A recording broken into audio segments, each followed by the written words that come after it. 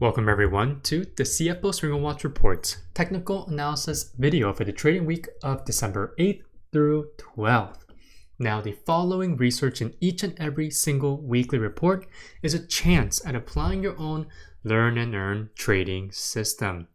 On top of that, the combination of the weekly report and this technical analysis video will give you a complete top-down analysis on the overall markets and individual trade ideas. Overall, every report will be giving you full guidance in the upcoming trading week, allowing you to cut down on the extensive research time that is usually needed to achieve a successful trading week. Take a look at the description box down below to start learning and earning through trading with us. With that, let's get into the markets. So we have a fairly simple technical outlook to the markets this week. And the reason being is that, well, first of all, if we focus entirely on just this daily time frame, things are looking quite bullish. It's kind of hard to be very, very bearish, and I'll give you a great reason why, not just on the S&P 500 ETF's chart here, but another ticker.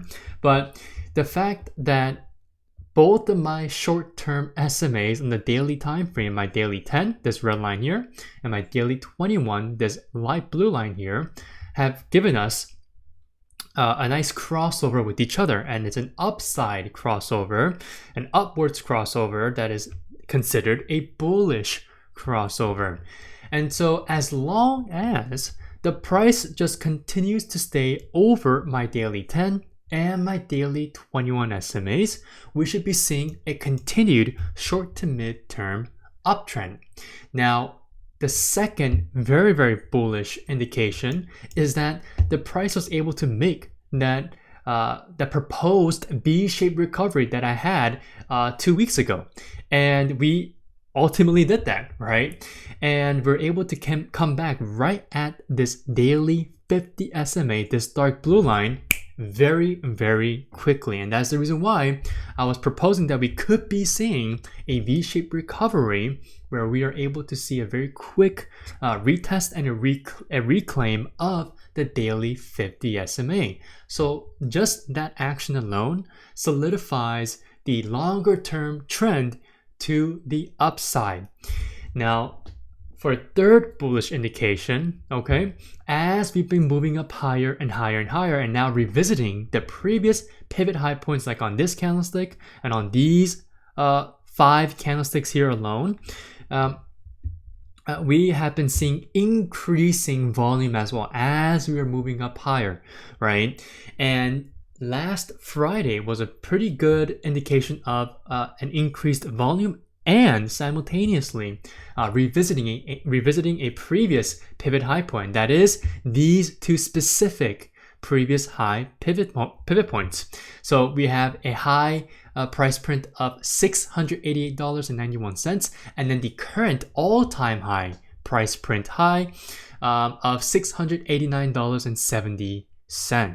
So with last Friday's high of $688.39, that makes it the third highest high pivot point. So with this specific candlestick, right, there is a possibility that we can just come back down to just simply retest the daily 10 SMA, since it is a very nice, rather small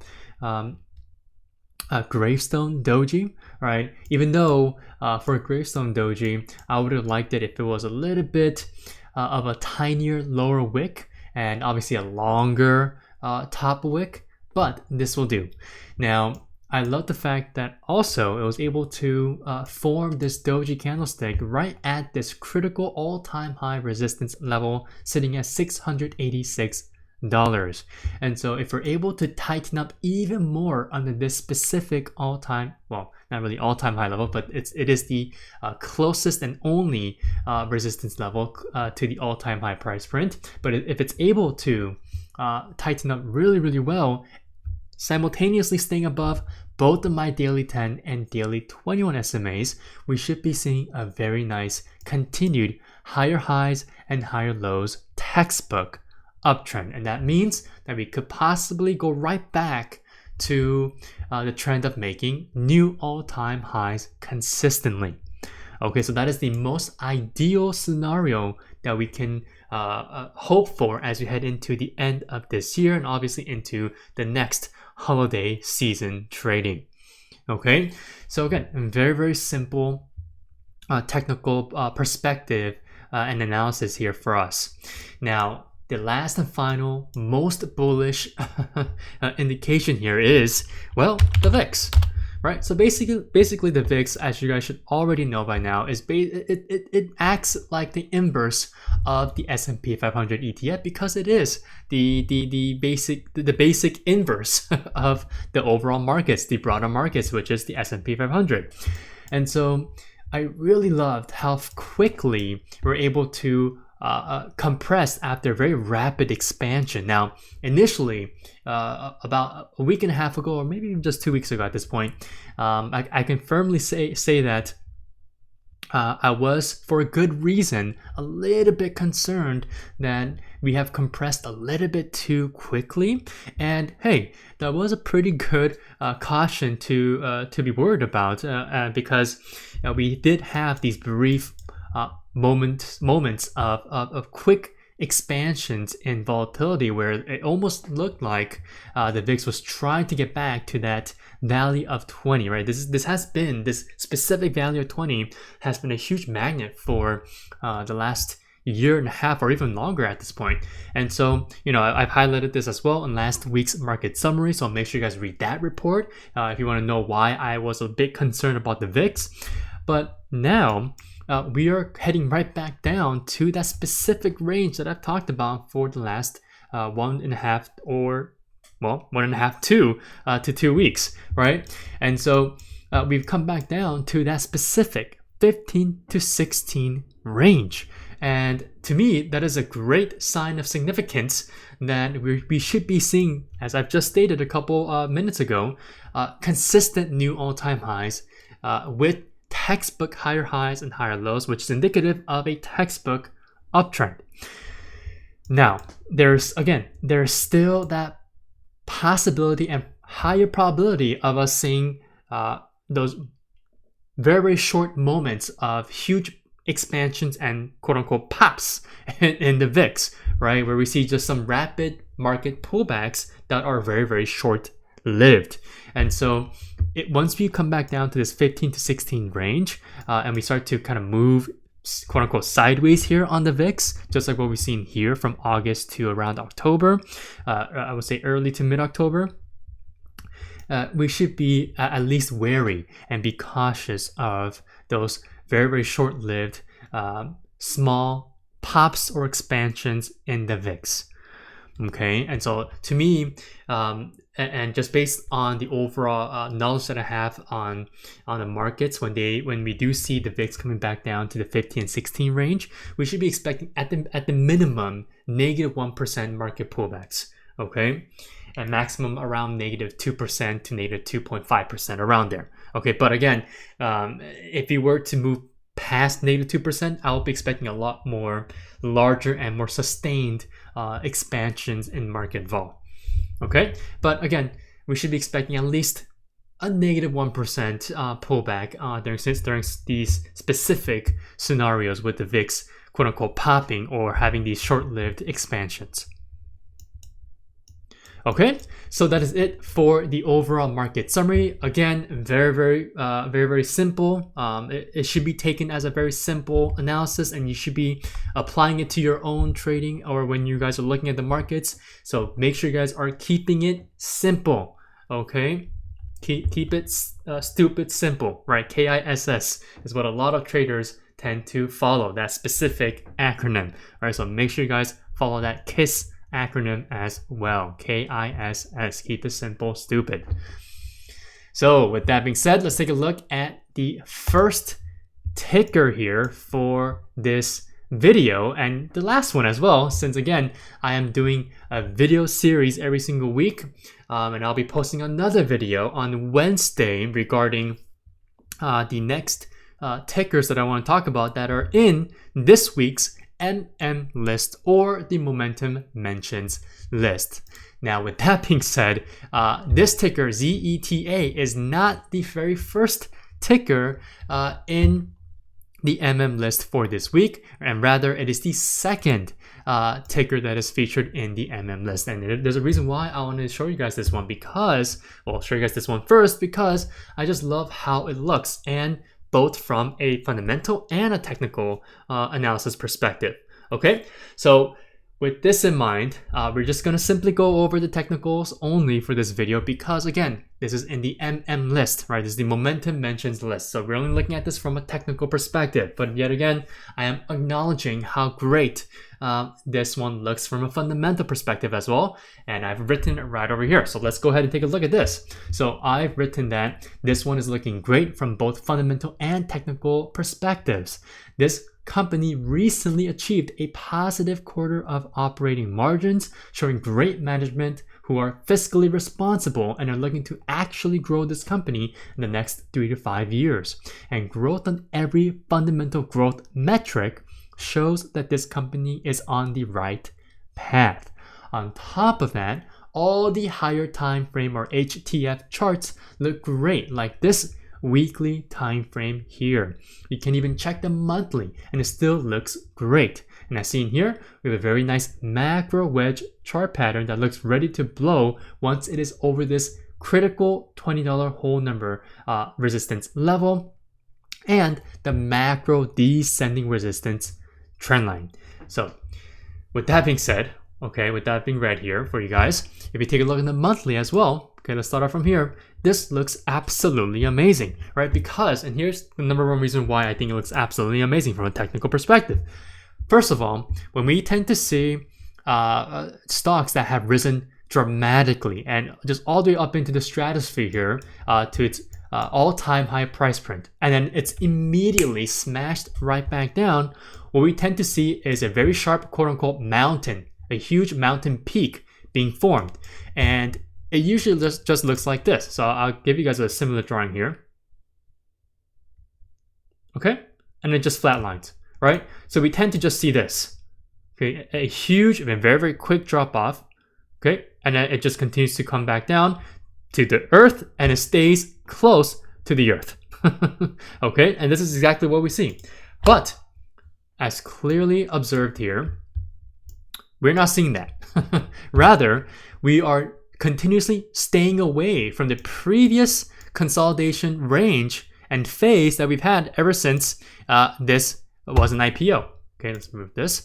All right, so during its IPO trading price action and all the way up into the moment where we had that massive breakout move with increasing volume, we just basically moved and strayed far away from the ranges that were formed from 2021 all the way up into, I would say, early to mid 2024.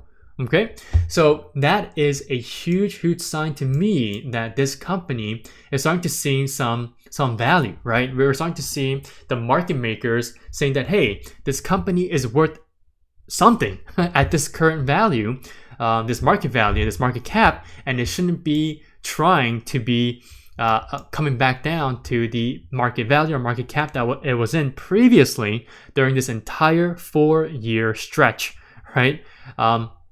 Of a consolidated range, right? So to me, this is a very, very indicative of the fact that this one just may be ready to move back to the previous highs that it was that it had formed here, but in a more structured manner where we won't be seeing such massive stratospheric rises to the upside, which could lead into, and most likely lead into actually, another second massive move back to the downside. So again, the fact that we're also seeing a great chart pattern being formed here, a nice macro wedge chart pattern, or sometimes people like to call it a symmetrical triangle chart pattern. Okay, they're both synonymous names. You guys can choose whatever name that you guys want to choose to describe this chart pattern. It still means the same thing.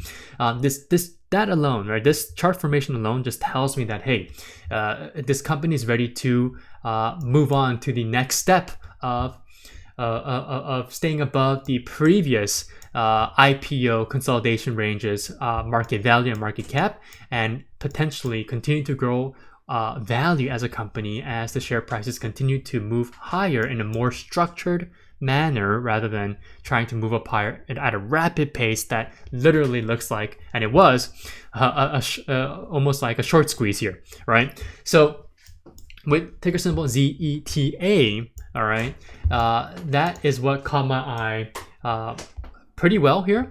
And I think if you go back down now on the weekly time frame, you guys can see how much of how great actually this macro wedge chart pattern looks, because this one has also been forming for over a year now, right? So it's a multi-year chart pattern, and if this again explodes, like I said, above this $20 critical weekly whole number resistance level and over this multi-year descending resistance trendline that makes up this macro wedge chart pattern, we should be having a nice explosive structured run to the upside. Okay, and now again, on the backdrop of great and improving fundamentals, I think we can expect to see such a structured run to the upside. All right, so now when it comes down to the details of our potential trade, or maybe even for an investment position, because you guys like the fundamentals on this company, which I will dive deeper into this next week. So again, watch out for that in next week's report. You guys can look for a longer term position where you guys can hold for the next, 1 to 3 years, or even the next 3 to 5 years as well, right? As long as this company continues to do well.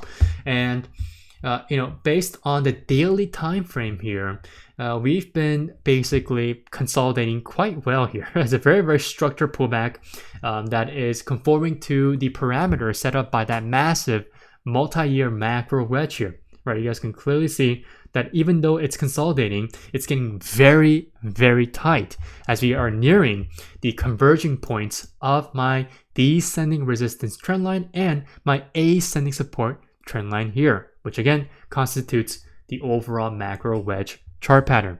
Now, so far during the last and most recent market pullback, ZETA has been fairly strong, relatively strong, and moving fairly well compared to the overall markets and other tech growth stocks, and just the overall tech stocks and this overall tech group, because it was just simply consolidating rather than breaking below and breaking to the downside and away from this overall macro wedge. Now, mind you though, the symmetrical triangles or macro wedge chart patterns do give you two different opportunities. It can either break to the upside or to the downside, and a couple weeks ago we were very, very close to doing that, but fortunately again, it just seems like this stock just wanted to continue to consolidate while the rest of the tech group or tech sector and the overall broader markets were having trouble and moving lower and lower and lower. And so it seems like the longer term investors stepped in to this stock and we're able to use such a great opportunity here to dip buy right at the daily 200 SMA, this yellow line here, and right at the pivot of this massive ascending support trend line. And so due to that great price action, we are now right in between the descending resistance trendline and the ascending support trendline, and it's also stuck right in between another range here, 17.50 and 20.00, right? $20. And so as it continues to move sideways, right, all of my SMAs here are very, very coiled and they're very close to each other. So my short-term pair and my long-term pairs are now very, very close to each other. And if you guys know how SMAs and EMAs behave, you know that could mean in the short to mid-term future, and possibly in the long-term future as well, we could be seeing an explosive move. And so far, that explosive move is favoring an upside move. Okay, because again, I have to choose my words carefully here, because a wedge chart pattern, again, can give us two different opportunities, a break to the upside and a break to the downside. So again, so far, my SMAs are still clearly favoring potential move to the upside because the price continues to move away and continues to move away from all of my major support levels like 16.30, this ascending support trend line, and 17.50, while continuously respecting every single one of my major SMAs here, as shown here, right? All four of them, and using it as great areas of SMA support. And that's exactly what occurred last Friday, right? We have last Friday's candlestick respecting and pivoting away from my daily 10, this red line, daily 21, this light blue line, and my daily 50 SMA. And ultimately, it was able to close above all four of my SMAs, right? So the daily 10, daily 21, daily 50, and the daily 200 SMA. All right, so this is just a nice cherry on top here, even though the price wasn't really close to it at all. Because again, it moved away very rapidly after a nice double retest on this daily 200 SMA. Okay, so again, all the indications are pointing towards a nice explosive upwards move back to this $20 whole number resistance level. But again, the true test will happen once the price is able to sustain a nice consolidation phase at this $20 whole number level. And as it continues to move sideways, it will approach very, very close to this massive descending resistance trend line. And that true test will come once it's able to break over this descending resistance trend line with great buying volume as well behind it in order to sustain a move over this descending resistance trend line. So it has two goals here, right? It needs to turn this current resistance level into a new support level and turn this current descending resistance trend line into a new descending support trend line. Okay, so it needs to move away from 20 and any levels above that fairly rapidly in order for buying momentum and buying volume to consistently come in to support the prices higher and higher and higher. Okay, so I really expect to see ZETA breaking over the previous high of the week, which was at 19.23. So your entry points could be at 19.50 or just simply 19.25, right? Just 2 cents away from the previous high of the week. Or, like I said, like I've just described to you guys what could potentially happen. Again, let me just give you guys a very quick explanation, a nice visual here as to what I'm expecting to see. Okay, so if we do this, right, if you do this type of action here, okay, you can simply wait until we are able to actually see that ZETA is staying above this $20 whole number level, which is where you guys can get your actual breakout confirmation entry point, so that you guys can wait and hold that position to see a potential breakout out of this descending resistance trend line, which will be officially out of this massive multi-year macro wedge chart pattern or symmetrical triangle chart pattern. Okay, and as for the price targets, I'm going to be expecting the very first price target to be at $22 and then $24, and eventually I really want the price to be retesting from 26 to 28 and kind of ranging in between that those two levels there, right? A nice 2-point range, and I really want the price to be hitting around 26 to 28 in the longer term. And again, this 26 to 28 is my own arbitrary long-term profit target or price targets. So, and if you guys are more of a fundamental investor or trader out there who is watching this current video now, you guys can maybe even look for higher heights, right? Like maybe this $30 whole number level, or even the current all-time high price print of $38.20. Okay, but so far, just from a technical angle here, I want to see an ideal maximum profit target range from 26 to 28. All right, well, that is it for this video, because again, I'm looking to do a second video on Wednesday using some of my other tickers in this week's MM list. All right, okay, so make sure you guys watch out for that, because it will be either a recorded video like this or a live stream. Okay, but most likely it will be a recorded video just like this one.